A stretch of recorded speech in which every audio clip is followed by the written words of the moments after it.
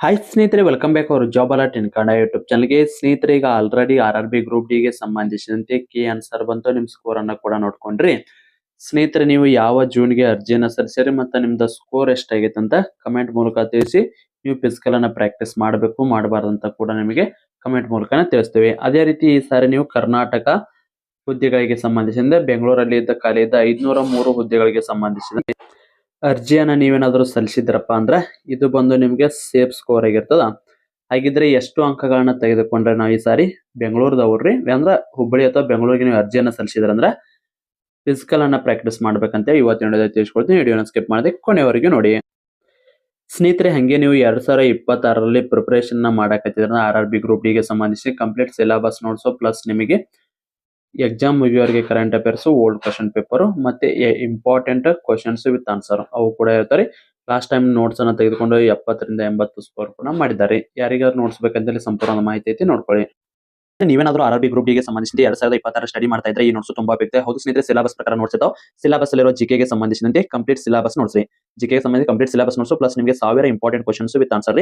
ಮತ್ತೆ ಅದೇ ರೀತಿ ನಿಮಗೆ ಸೈನ್ಸ್ ಗೆ ಸಂಬಂಧಿಸಿದಂತೆ ಭೌತಶಾಸ್ತ್ರ, ರಸಾಯನಶಾಸ್ತ್ರ, ಜೀವಶಾಸ್ತ್ರದ ಡೀಟೇಲ್ಸ್ ನೋಟ್ಸ್ ಪ್ಲಸ್ ನಿಮಗೆ 1000 ಇಂಪಾರ್ಟೆಂಟ್ ಕ್ವಶನ್ಸ್ ವಿತ್ ಆನ್ಸರ್.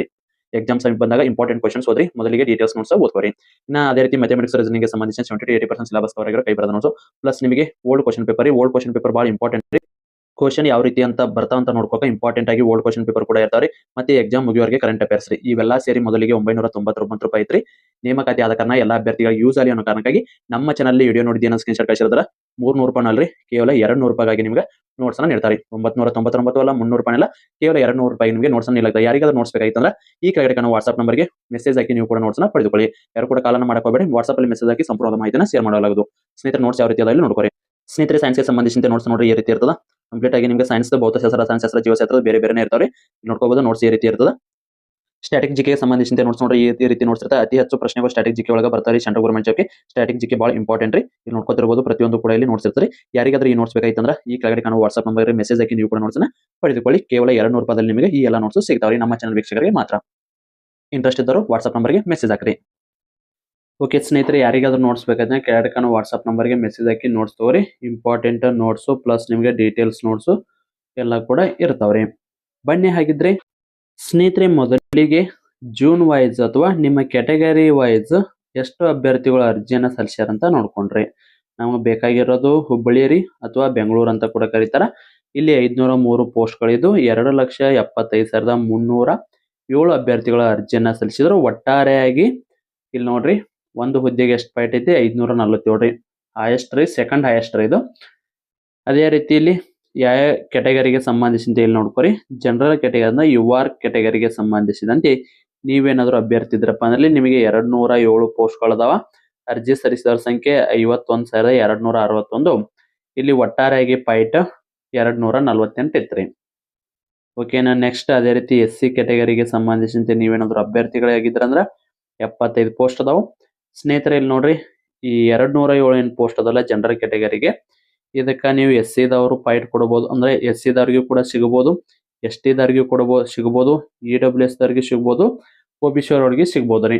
ಇದು ಎಲ್ಲರಿಗೂ ಕೂಡ ಸಿಗುವ ಸಾಧ್ಯತೆ ಇರುತ್ತೆ. ಅಂದ್ರೆ ಹೆಚ್ಚಿನ ಸ್ಕೋರ್ ಆದ್ರೆ ನಿಮ್ನ ಮೊದಲಿಗೆ UR ದಲ್ಲಿ ಸೆಲೆಕ್ಟ್ ಮಾಡಕ್ ನೋಡ್ತಾರ. ಅಲ್ಲಿ ಸೆಲೆಕ್ಟ್ ಆಗಿಲ್ಲಪ್ಪ ಅಂದ್ರೆ ನಿಮ್ ಕ್ಯಾಟಗರಿ ಇತ್ತ ಕ್ಯಾಟಗರಿ ಒಳಗೂ ಕೂಡ ಸೆಲೆಕ್ಷನ್ ನೀವು ಆಗ್ಬಹುದು.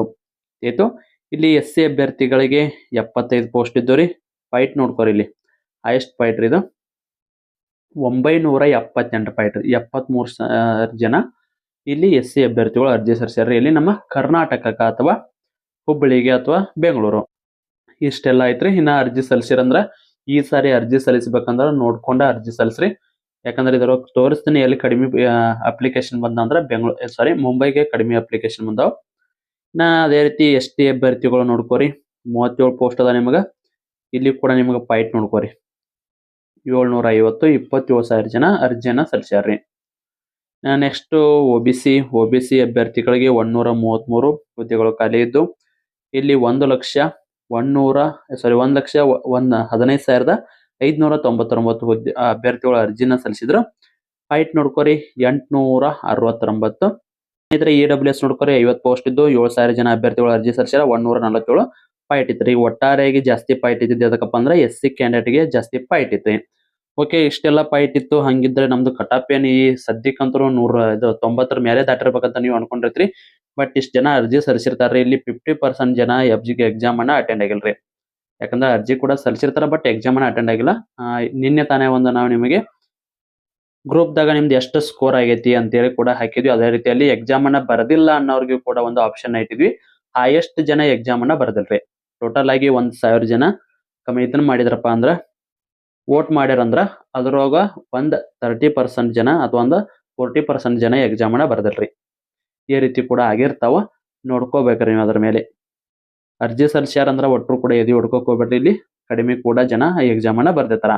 ಬರ್ರಿ, ಹಾಗಿದ್ರೆ ಈ ಸಾರಿ ಎಷ್ಟು ಎಕ್ಸ್ಪೆಕ್ಟೆಡ್ ಕಟಾಪ್ ಇದ್ದ ಈ ಸಾರಿ ಎಷ್ಟು ಕಟಾಪ್ ಇದ್ರೆ ನೀವು ಫಿಸಿಕಲ್ ಅನ್ನ ಪ್ರಾರಂಭಿಸ್ಬೇಕಂತ ನೋಡೋಣ.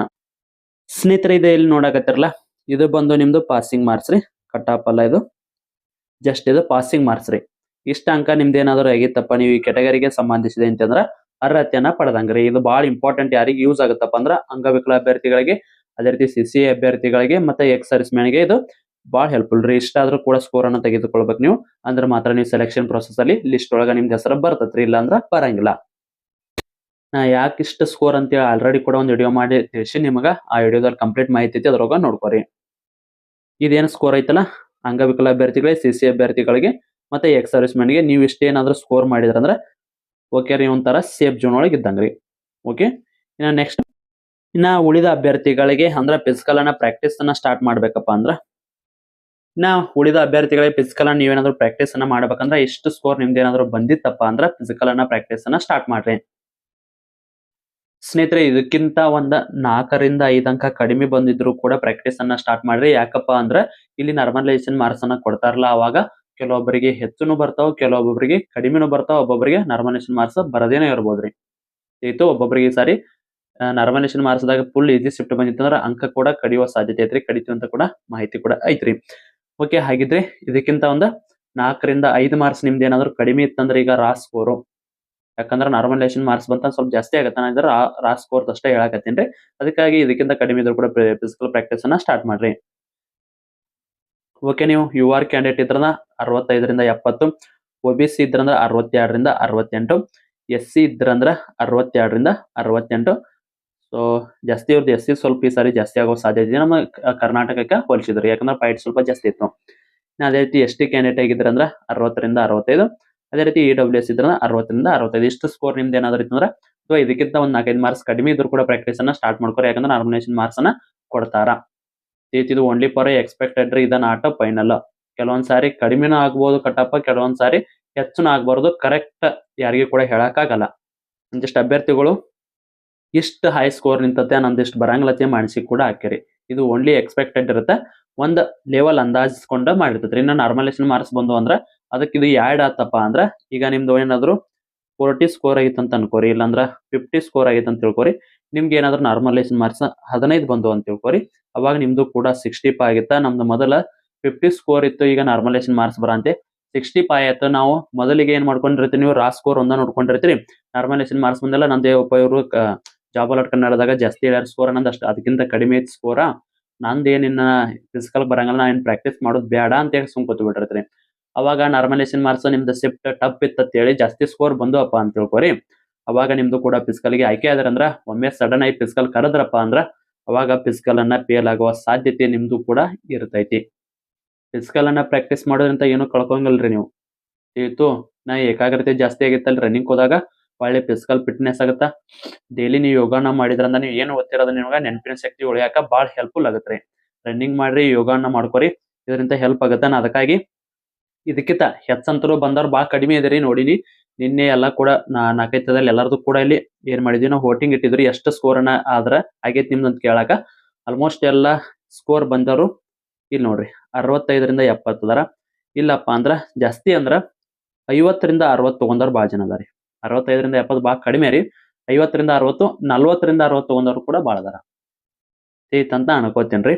ಅದಕ್ಕಾಗಿ ಇದಕ್ಕಿಂತ ಕಡಿಮೆ ಸ್ಕೋರ್ ಇದ್ರೂ ಕೂಡ ಪ್ರಾಕ್ಟೀಸ್ ಅನ್ನ ಸ್ಟಾರ್ಟ್ ಮಾಡ್ಕೋರಿ. ಈಗ ಕಡಿಮೆ ಅಂದ್ರೆ ಎಷ್ಟಪ್ಪ, ಇದಕ್ಕಿಂತ 5 ಸ್ಕೋರ್ 5 ರಿಂದ 8 ಅಂತ ತಿಳ್ಕೊರಿ. ಓಕೆ, ಇಷ್ಟು ಕಮ್ಮಿ ಇದ್ರು ಕೂಡ ಪ್ರಾಕ್ಟೀಸ್ ಅನ್ನ ಸ್ಟಾರ್ಟ್ ಮಾಡ್ಕೋರಿ. ಇಲ್ಲಪ್ಪ ನಮ್ದು ಯಾವುದೇ ಒಂದು ಕ್ಯಾಟಗರಿ ಐತಿ, ನಮ್ದು ಶಿಫ್ಟ್ ಟಪ್ ಇತ್ತಂತ ನಿಮಗ್ ಅನಿಸ್ತಪ್ಪ ಅಂದ್ರ ಅವಾಗ 50+ ಬಂದ್ರು ಕೂಡ ಪ್ರಾಕ್ಟೀಸ್ ಅನ್ನ ಸ್ಟಾರ್ಟ್ ಮಾಡ್ರಿ. ರಾಸ್ಕೋರಿ.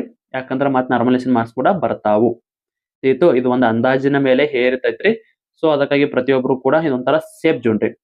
ಅಂದ್ರೆ ನೀವು ಫಿಸಿಕಲ್ ಅನ್ನ ಪ್ರಾಕ್ಟೀಸ್ ಮಾಡೋರು, ಯಾಕಂದ್ರೆ ಇದು 1:3 ಕರಿತಾರ್ರಿ ಫಿಸಿಕಲ್. ಸೊ ಅದಕ್ಕಾಗಿ ಸ್ವಲ್ಪ ಎಕ್ಸಾಮ್ ಕೂಡ ಕೆಲವೊಂದು ಶಿಫ್ಟ್ ಬಾಳ ಟಫ್ ಬಂದವ್ರಿ, ಒಂದೊಂದು ಈಸಿ ಅಂದ್ರೂ ಕೂಡ ಮಾಡರೇಟ್ ಇದ್ದು ಕ್ವಶನ್ಸ್. ಬಟ್ ಆಲ್ಮೋಸ್ಟ್ ಎಲ್ಲ ಈ ಸಾರಿ ಹೈಯೆಸ್ಟ್ ಕಟ್ ಆಫ್ ಅಂತೂ ಹೋಗಲ್ರಿ, ಕಡಿಮೆನೇ ಆಕತ್ರಿ. ಅದಕ್ಕಾಗಿ ಪ್ರಾಕ್ಟೀಸ್ ಅಂತೂ ಸ್ಟಾರ್ಟ್ ಮಾಡ್ಕೋರಿ. ನಾರ್ಮಲೈಸೇಷನ್ ಮಾರ್ಕ್ಸ್ ಬಂದು ಅಂದ್ರ ನಿಮಗ್ ಗೊತ್ತಾಗತ್ತ ಎಷ್ಟು ಬಂದಾವ, ನಾವು ಎಷ್ಟು ಪ್ರಾಕ್ಟೀಸ್ ಅನ್ನ ಮಾಡಿದ್ವಿ. ಒಮ್ಮೆ ನೀವು ಸಡನ್ ಆಗಿ ಪ್ರಾಕ್ಟೀಸ್ ಇಲ್ಲದ ಹೋಗಿ ಗ್ರೌಂಡ್ ನಿಂತಾರಂದ್ರ ಅವಾಗ ಫಿಸಿಕಲ್ ಫೇಲ್ ಆದ್ರಂದ್ರ ಎಷ್ಟು ದಿವ್ಸ ಪಟ್ಟಿದ್ದ ಶ್ರಮ ಕೂಡ ವೇಸ್ಟ್ ಆಗುತ್ತೆ. ಸೊ ಅದಕ್ಕಾಗಿ ಫಿಸಿಕಲ್ ಎಂಬುದು ಏನೈತಲ್ಲ ಅದು ನಿಮ್ಗ ಬಹಳ ಇಂಪಾರ್ಟೆಂಟ್. ದೇಹಕ್ಕೂ ಇಂಪಾರ್ಟೆಂಟ್, ಇದನ್ನ ಜಾಬ್ ಪಡೆಯಕ್ಕೂ ಇಂಪಾರ್ಟೆಂಟ್. ಸೊ ಫಿಸಿಕಲ್ ಅಂತ ಪ್ರಾಕ್ಟೀಸ್ ಮಾಡ್ಕೋರಿ. ಹಂಗ ನಿಮ್ದು ಬೇರೆ ಹುದ್ದೆಗಳಿಗೆ ಅಂದ್ರೆ ಬೇರೆ ಜೂನ್ಗಳಿಗೆ ಸಂಬಂಧಿಸಿದ ಏನೋ ಅರ್ಜಿ ಸಲ್ಲಿಸಿದ್ರಂದ್ರ ಅದ್ರದ್ದು ಎಕ್ಸ್ಪೆಕ್ಟೆಡ್ ಕಟ್ ಆಫ್ ಪ್ಲಸ್ ನಿಮಗೆ ಎಷ್ಟು ಜನ ಅರ್ಜಿ ಸಲ್ಲಿಸಿದ್ರ ಅಂತ ಮಾಹಿತಿ ಏನಾದ್ರು ಬೇಕಾಯ್ತಾರ ಕಮೆಂಟ್ ಮೂಲಕ ನಿಮ್ ಜೂನ್ ಅನ್ನ ಹಾಕಿ ಅದ್ರ ಜೊತೆ ನಿಮ್ ಸ್ಕೋರ್ ಅನ್ನ ಕಮೆಂಟ್ ಮಾಡಿ, ಅದನ್ನು ಕೂಡ ವಿಡಿಯೋ ಮಾಡಿ ಕೂಡ ನಿಮ್ಗೆ ತಿಳಿಸ್ತೀವಿ. ಇದಾಗಿತ್ತು ಇವತ್ತಿನ ವಿಡಿಯೋ. ಮತ್ತೆ ಮುಂದಿನ ವಿಡಿಯೋದಲ್ಲಿ ಸಿಗೋಣ. ಶುಭ ದಿನ.